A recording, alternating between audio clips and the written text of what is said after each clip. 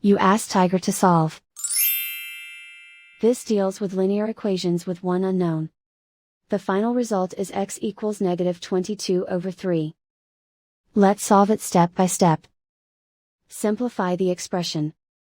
Simplify the arithmetic.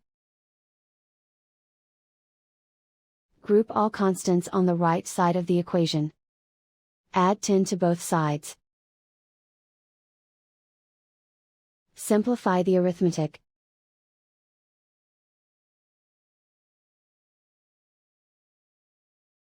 Isolate the x.